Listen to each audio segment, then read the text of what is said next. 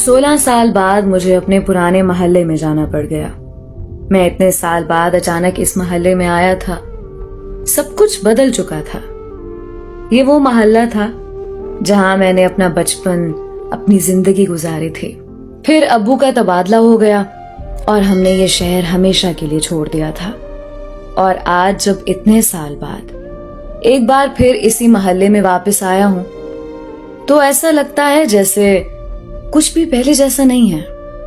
मैं पुरानी गलियों में चलता जा रहा था। वहां कोई मुझे नहीं जानता था।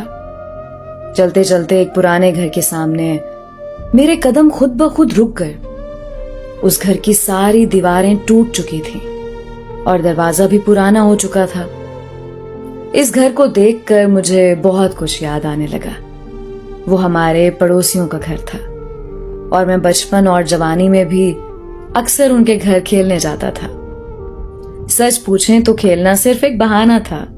मैं असल में शबाना को देखने जाता था। शबाना बहुत खूबसूरत और मेरी सबसे अच्छी दोस्त थी। दोस्त वो सिर्फ बचपन तक थी। जब मैं कुछ बड़ा हुआ तो मुझे उससे प्यार होने लगा था। वो भी मुझसे बहुत प्यार करती थी। फिर हम लोग हमेशा के लिए ये मोहल्ला छोड़कर चले गए थे और शबाना यहीं रह गई। शबाना की एक बहुत अच्छी दादी भी थी जो मुझे बेटे की तरह प्यार करती थी और मैं भी उन्हें अपनी सगी दादी की तरह समझता था। मगर अब तो कुछ भी नहीं रहा था।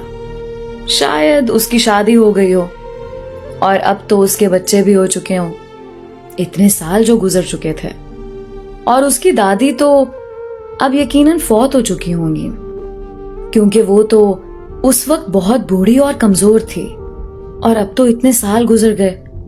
और मुझे इस बात पर भी यकीन नहीं था कि ये घर अब भी उन्हीं का है या वो भी ये घर छोड़कर चले गए थे।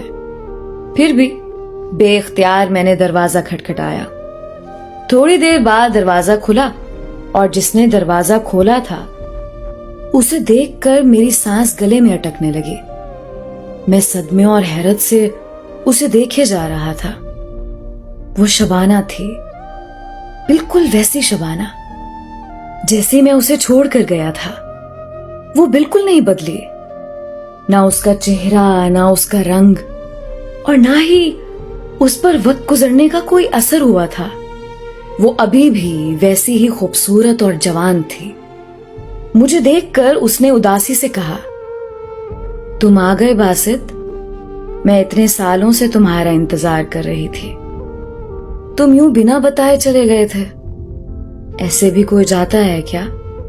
मैंने उसकी बात सुनकर कुछ शर्मिंदगी से सर झुका लिया और माजरत करते हुए बोला, आई एम सॉरी शबाना।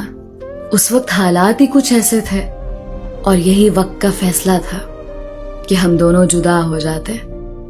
मेरी बात सुनकर उसने अपनी आंखें साफ की और बोली, चलो अभी यहीं खड़े रहोगे या अंदर भी आओगे? शबाना की बात पर मैं अंदर उनके घर में चला गया।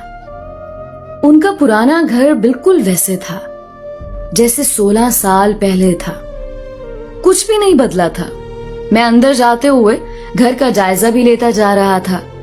फिर चलते चलते मैं अचानक ठिठक कर रुक गया। मेरी जो सामने नजर पड़ी तो मैं शॉक्ड हो गया। सामने एक चारपाई पर शबाना की दादी बैठी थी। मैं उसकी दादी को जिंदा देखकर हैरान था। इतने साल बाद ना सिर्फ वो जिंदा थी बल्कि वैसी की वैसी सेहतमंद थी। मैं आंखें फाड़े उन्हें देखे जा रहा था। ऐसा कैसे मुमकिन था? फिर मैंने उसकी दादी को सलाम किया। दादी ने मुस्कुराते हुए मेरी तरफ देखकर कहा, कैसे हो बासित?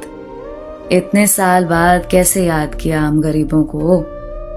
मैं दादी की बात सुनकर मजीद हैरान हो गया। उन्होंने सिर्फ एक नजर देख लेने पर ही मुझे पहचान लिया था, जबकि मेरी शक्ल इतने सालों में काफी तब्दील हो चुकी थी। और जब मैं यहां से गया था तब मेरे चेहरे पर दाढ़ी भी नहीं थी। मैं उनकी यादाश्त पर काफी हैरान था। पता नहीं क्यों, लेकिन मेरा दिल कह रहा था कुछ गलत है। मैंने मुस्कुराते हुए कहा, मैं ठीक हूं, आप कैसी हैं दादी? फिर दादी ने मेरा हाथ पकड़कर मुझे अपने पास बिठाया। उसी वक्त शबाना ने अपने मुलाजिम को मैं उनकी बात सुनकर बुरी तरह उलझ गया और मैंने हैरानगी से शबाना की तरफ देखकर पूछा, ये दादी किन कब्रों की बात कर रही हैं और घर में किसकी कब्रें हैं? शबाना ने मेरी बात का जवाब देने की बजाय अपनी दादी को टोकते हुए कहा, क्या दादी, आप भी हर मेहमान के सामने कब्रों का जिक्र लेकर बैठ जाती हैं। इस बेचारे को चाय तो पीने दो। दादी ने कुछ शर्मिंदगी से मेरी तरफ देखकर कहा, अच्छा बेटा, तुम चाय पी लो, फिर बात करेंगे। लेकिन मैं बुरी तरह उलझ चुका था। आखिर क्या था जो मेरी समझ में नहीं आ रहा था। उलझ चुका था। मैं वहीं दादी के साथ बैठकर बातें करता रहा, जो मेरी समझ में दादी ने शिकवा करते हुए कहा। मैं वहीं दादी के साथ बैठकर बड़े आदमी बन गए। दादी ने शिकवा करते हुए कहा, तुम इतने बड़े आदमी बन गए। दोबारा इस मोहल्ले में ही नहीं आए। हुए कहा, हम तुम्हारा इंतजार, बस हालात ही कुछ ऐसे हो गए थे।